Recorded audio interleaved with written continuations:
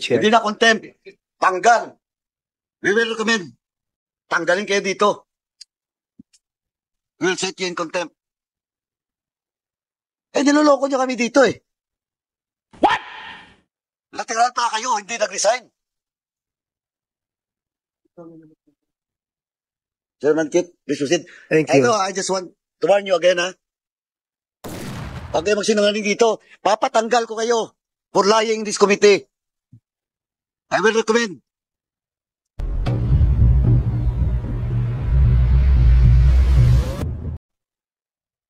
Kasi huwag niyo ubusin pasensya namin dito. Okay, Alam mo na tong dulo nito eh. Again, let me remind you. Yung question of your privilege to invoke self-incriminating statements, titingnan po natin kung self-incriminating. If you stand by it, kami dito, we will move to cite in contempt. Tandaan nyo yan. Ito, bago kay chairman chairman, tanungin ko kayo, ba't kayo nag-retire? Maaga. Tagi pa eh. Ikaw, how old are you, Porto? Mr. Chair, 29 years old. 29. Ikaw? 27 po, Mr. Chair. 27. Anong work of place mo ngayon? Saan ka nagtatrabaho? Sa BSP po, Mr. Chair. Nag-resign ka muna? Nag-retire ka muna sa ano? Transfer po, Mr. Chair. Hindi retirement. Lateral transfer po, Mr. Ikaw? Chair. Same po, Mr. Chair. Lateral din? Lateral transfer po. Anong item niyo doon sa BSP? Currency assistant po, Mr. Chair. Currency assistant? Yes po. Ikaw? Porto? Senior Currency Operations Specialist. Promoted pa kayo. Ito. Walang personalan to. Walang personalan to. Pero habulin kayo ng committee nito sa BSP. Pag hindi kayo nag-cooperate. Naglateral pa pala kayo eh. Tapos promotion pa. Sa Bangko Sentral. BSP. Ito, you should cooperate. I just want to warn you. Mr. Chair, Yes. I just want to share an information to the committee. Unless the procedure has been changed already, but my first job was a checking account clerk. That was long time ago. Very long. Nonetheless, I can still vividly recall that the check is being presented to the teller. And then the teller endorses it to the checking account clerk for verification. Once verified, she gives signal to the teller to give money to the payee. That is the process. Unless it has been changed already, I do not understand why the tellers are claiming that their only job is to deliver the cash. Walang delivery ng cash unless a check is presented to the teller. Mr. Chair. Thank you for that information, Vice Chair. Before I give the floor to the co-chair, Kit. Madam, yung mga taga-Nanbang, now you're lying. Alam niyo bakit? When we asked you about the presence of the two teller, yung Porto at saka Corpus, sabi niyo nag-retire na. You never told this committee. Nag-lateral pa na doon sa BSP. You lied. And that's on record. And that's on record. Madam GM, Vice President ka pala. That's on record. When the committee asked you about the presence of these two, sabi po ninyo, nag-resign na, nag-retire. That's lied. You lied because this is your letter. It was signed by Maria Vilma Torla, Senior Vice President. Dito, 4 na teller. Number 1, Bautista Tristan Roy. Number 2, Lanbang Tugigaraw. Number 2, Bilalus Victor Jr. Nandito yan. Land Bank to Kigarao. Number 3, Porto Anjolar, resigned effective April 30, 2023. It's a different thing. Lateral and resigned. And you lie in this committee. Number 4, Corpus Mark Jan, resigned effective July 30, 2023. Oh, this is your signature.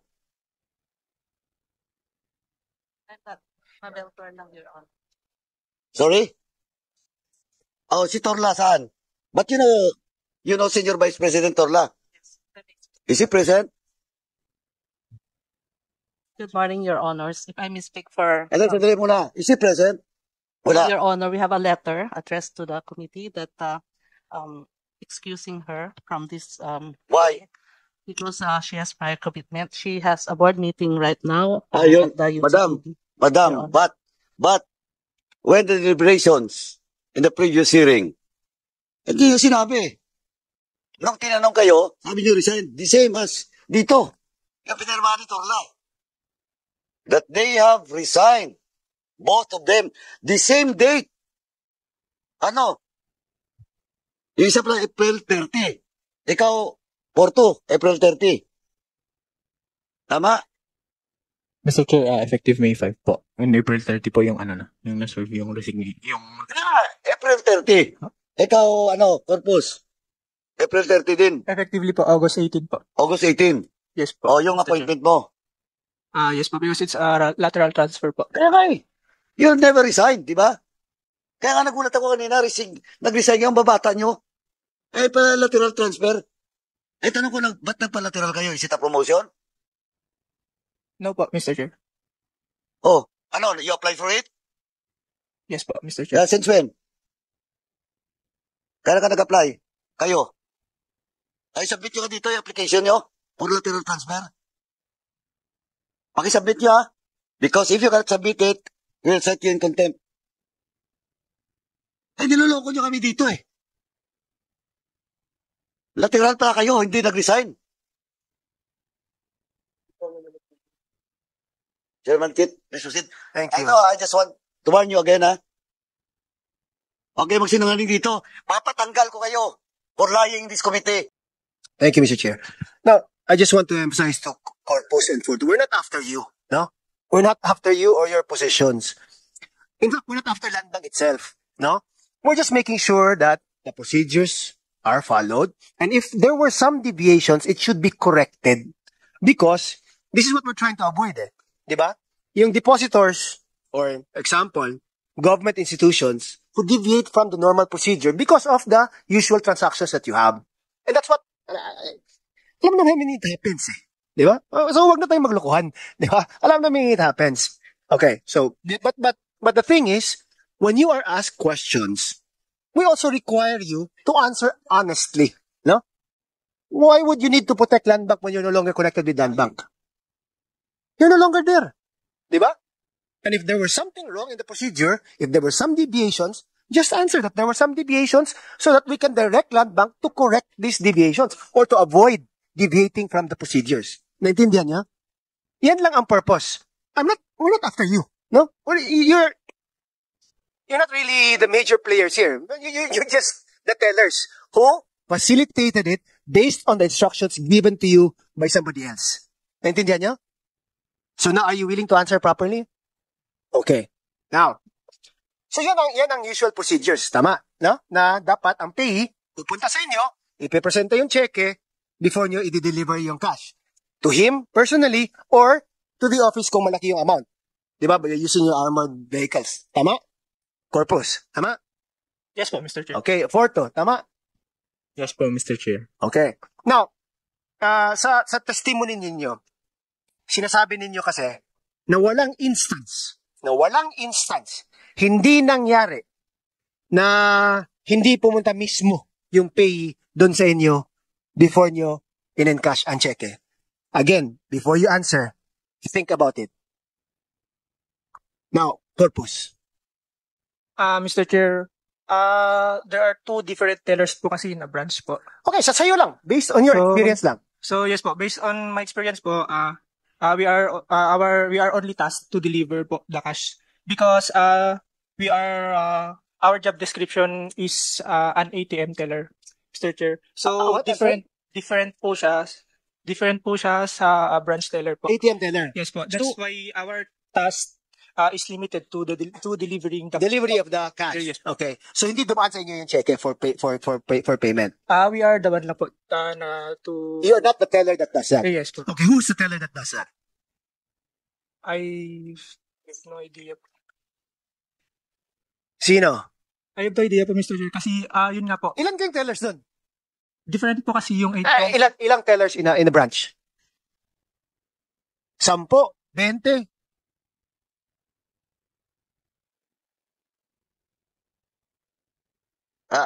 Short interjection, no? Sino nga yung branch manager ngayon? Nandito ba siya? Hindi, former yun, former. Pakiupo nga.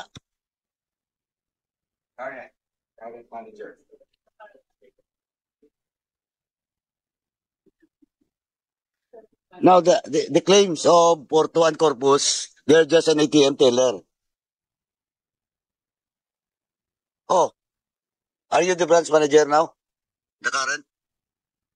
Yes, Your Honor. Oh, now, I ask you, do you confirm that the position of itong si Porto at si Corpus is just an ATM teller? At that time, I'm not sure, Your Honor. You're not sure because the time. You have taken your oath? No, Your Honor. Comsec, please administer the oath. Stand up. Sir.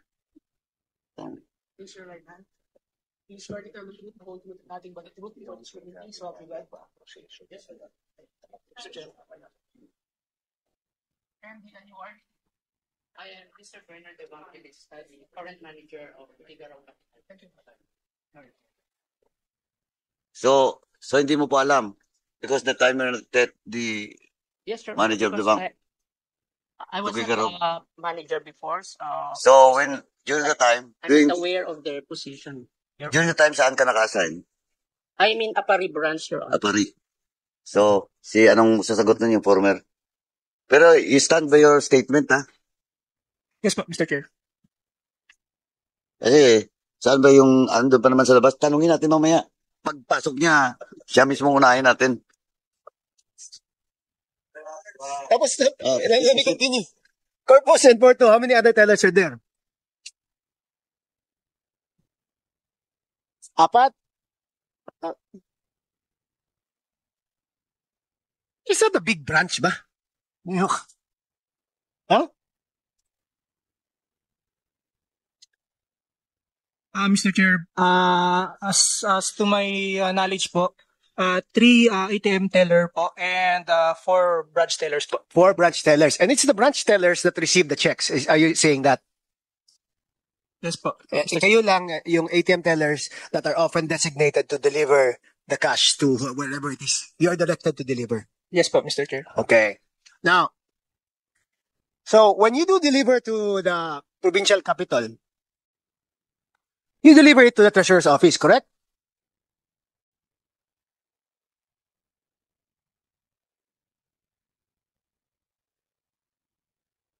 Oh, ba't kayo nagbubulungan? Apologies Oh, po. before you answer, let me acknowledge the presence of Congressman Richard Gomez, sir, representing 4th District of Leyte. Thank you for coming, sir. Oh, please. Ano yan? Please answer the query of ano.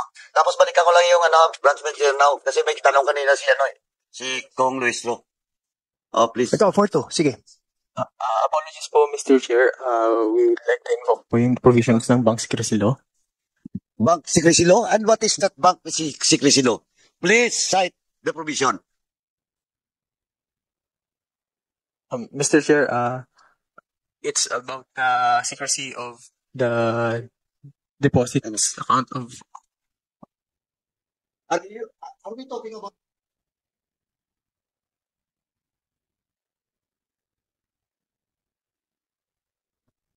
Hindi, mali pa nga yung in-invoke mo eh.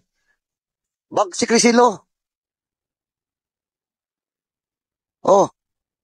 You're just being asked. Yung procedure ng pag-deliver nyo doon sa Kapitolyo, anong problema doon sa secrecy? Are we talking about the accounts? Specific accounts? No. Eto last na lang. Papakontempt ko kayo. May quorum lang kami ngayon dito. Oh, answer. Start by your answer. Babasa kita dito. Mr. Chair, basing po sa general rules and guidelines po ng bank procedure namin.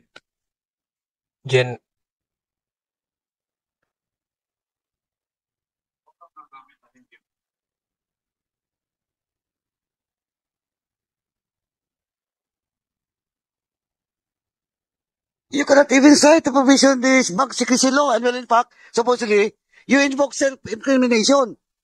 Not the bank secrecy law and self-incriminating statements. Hindi pasok po sa tanong ni Chairman Kit. Kahit mag-Supreme Court ka pa, iyo. Papakulungan namin dito. Mag-Supreme Court ka, wala rin. Kasi the statement is not leading to incriminate you. May mga Diyos, buti sa kung inanda dito. Mr. Chair, I'll just reform my question. Ulitin ko yung question, okay? Kayo yung tellers assigned to deliver the cash after a withdrawal is made. Tama? Answer to the mic, please. Yes po, Mr. Chair. Yes, and as a matter of procedure, when you are to deliver the money, you are to deliver it to the payee, to the person named in the check. Yes po, Mr. Chair. Yes po, Mr. Chair. Okay. And in no instance are you supposed to deliver the money to any other person other than the payee itself. Tama? At no instance, Mr. Chair. At no instance po. Okay. So, lahat talaga diniliver nyo dun sa tao mismo na nakapangalan sa cheque. Yes po, Mr. Chair. As long as he is present po, Mr. Chair. As long as he's present. If he's not present, paano yan? Dala-dala mo ng pera. Paano nga if he's not present? Dala-dala mo na yung pera doon sa opisina nila. So, yung pera po, Mr. Chair, Ibalik ninyo. Yes, po. Okay. So, never, under oath, you're saying that never kayo nag-deliver to any other person other than the payee itself. Huh? You say yes to the mic para klaro tayo. Yes, po, Mr. Chair. Okay. Now, you were not present in the previous hearings, di ba? Hindi kayo present sa previous hearings. Alam nyo ba, nandito yung mga government employees ng provincial capital and marami sa kanila nagsabi na hindi sila mismo ang nag-receive ng pera. Alam nyo ba? Ha? Tingin. Sagot. Do you know that? O ngayon, ayaw mo nang sumagot. Corpus. Sige. Ano masasabi mo dyan? Ha?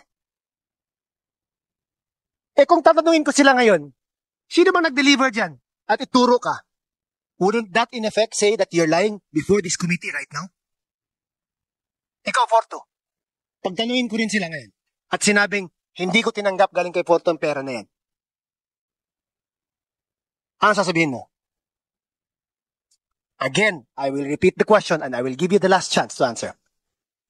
Was there any instance na nag-deliver kayo ng pera na hindi ang pay ng cheque ang binigyan ninyo ng pera? Corpus. At instance po, Mr. Chair, mayroon po yung pay doon po. Ayan naman pala eh. Pinapaulit ni ba ako magtanong? Ikaw, Porto.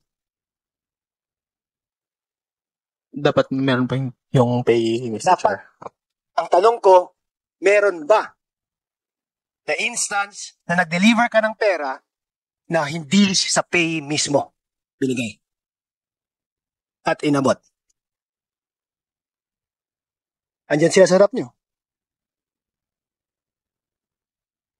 At all instance po, Mr. Chair, meron po yung pay kapag ka pinapareceive At yung... all instance. So, dinideny mo. Ikaw, Corpus, you're saying that there was some instance. At all instances. Huh? At all instances po, yung pay po is dapat po nandun pag nagpa-receive ka. Wag yung what should be I'm asking you what happened. What actually did happen?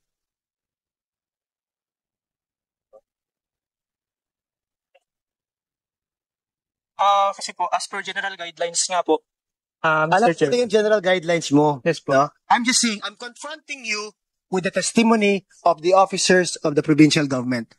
Some of whom said, ulitin ko ha, ang iba sa kanila nagsabi, hindi sa amin binigay ang pera. Ha? Doon sa provincial treasurer binigay. Hindi kami mismo nag-receive sa pera. Yet ngayon sinasabi ninyo na sa lahat ng panahon, doon nyo binigay sa taong pinangalanan sa cheque. I know that's the procedure.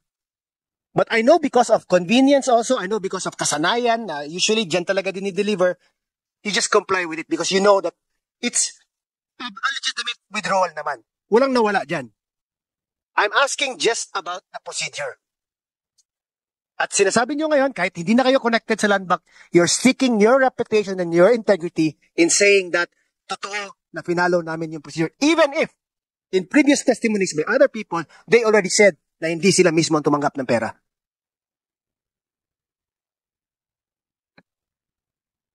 Corpus.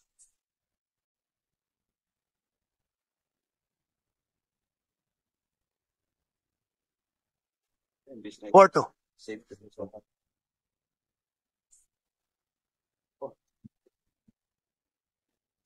The query of Chairman Kip. Babakbakan na kita. Hindi kasi ganito yan ha. Before you answer, ganito yan. Porto at saka corpus. Alam nyo, pag hindi kayo nag-cooperate, ako, siguraduhin ko kayo, papatanggal ko kayo sa ano. Kasi you are defending those higher ups. Kasi alam ko naman hindi kayo gagalaw kung lang utos eh. Di ba? Ngayon, kung titindigan nyo yan, di sama-sama kayo. Alam mo bang komite ko, ilang mayor sa pinatanggal ko? 2 dismissal pa. May plunder pa ngayon. Oh, pag-isip-isapan nyo, pag you want to defend your higher ups, problema nyo yan. Sama-sama kayo dun. Sa kaso. Now, you cannot invoke bank secrecy, you cannot invoke also self-incrimination. Kasi, malinaw na, ito yung bank secrecy law, it's only about the accounts. We're talking here about your guidelines. And that guidelines supposedly is a public document. You understand what I'm saying? Oh, GCC. Am I correct? That is all about the guidelines? I agree, Mr. Chair. Oh, you agree? Oh, nag-agree na ang lawyer nyo. Oh, now what are we waiting? We are not after you personally, no? We're just here to confirm ano yung which is already testified to. Na ito yung flaws din ng banks, which should also be corrected. So it has nothing to do about you personally. Diba? If this is a chance or an opportunity for us to correct the procedures of the banks or to remind the bank to follow strictly their procedures, then it will be the effect of that testimony. It's not I see no sense na you will throw away something just to protect your previous employers. Kung nangyari yun, then nangyari yun. Di ba? But it is our opportunity to correct it moving forward. Yan lang naman ang line of questioning ko. So again, Corpus. Same question. Again, also with you, Forto. But again, beyond my control na what the other members of the committee will do after you answer. Corpus. We are giving the money po sa pay na yung nandun po sa Okay, check. sige. Yun na answer mo. Ikaw, Forto. As per general guidelines po, Your Honor, binibigay po namin yung pay, yung pera dun sa mismong pay. As per general guidelines. No? And you always follow the guidelines. Yes po, Mr. Chair. And kayo mismo personally, under oath, will say na lahat ng binideliver ko sa pay mismo. Ayan. Tama? Yes po, Mr. Yes. Chair. Yes po, Mr. Yes. Chair. Okay. Then I'm done, Mr. Chair. You want to ask question? Before I go back to Vice Chair Luis with regards to the manifestation she made. I have Should be only a few questions, Mr. Chair. Pwede ko bang malaman na Mr. Corpus and Mr. Porto, sino po doon sa accountable officers ang in-encash nyo yung cheque?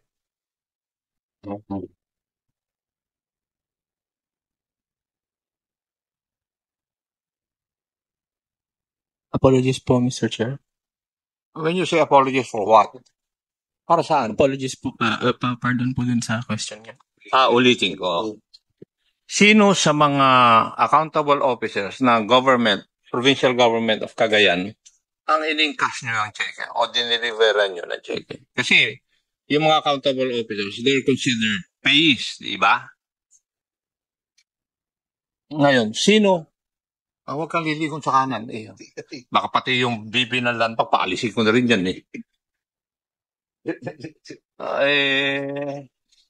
Takahawak ko na yung rules, tinitignan ko na kung saan kita ikakanal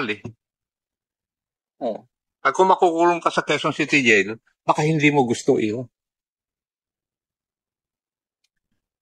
Sinasabihan lang kita.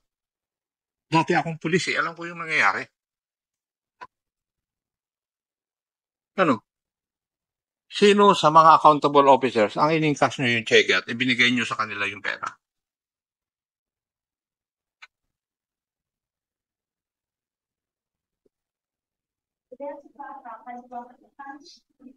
Sasagot ba kayo o hindi? I'm sorry, Mr. Chair, pero sa tagal na po na nangyari yung transaction, hindi ko na po maalala kung sino po sa kanila.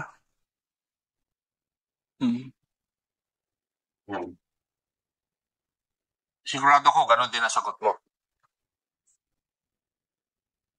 Mr. Porto.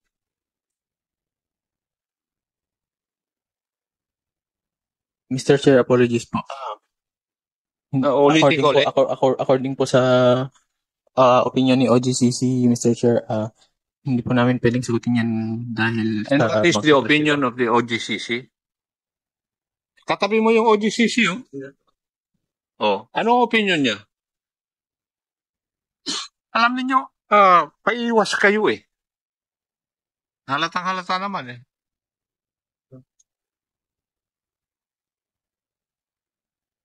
Una, mahirap sumagot kung kasinungalingan yung isasagot ninyo. Kasi nag-iisip pa kayo Pero pag totoo yung sinasagot po ninyo, dire-diretso lang. Kahit na sinong investigador, alam niya yon. Kayo, nag-iisip kayo ng matagal bago kayo sumagot. So, ang ibig lang sabihin, sa aking paningin, meron kayong itinatago at iniiwasan. Hindi ba yun ang totoo? Kasi hindi nyo masagot yung kwan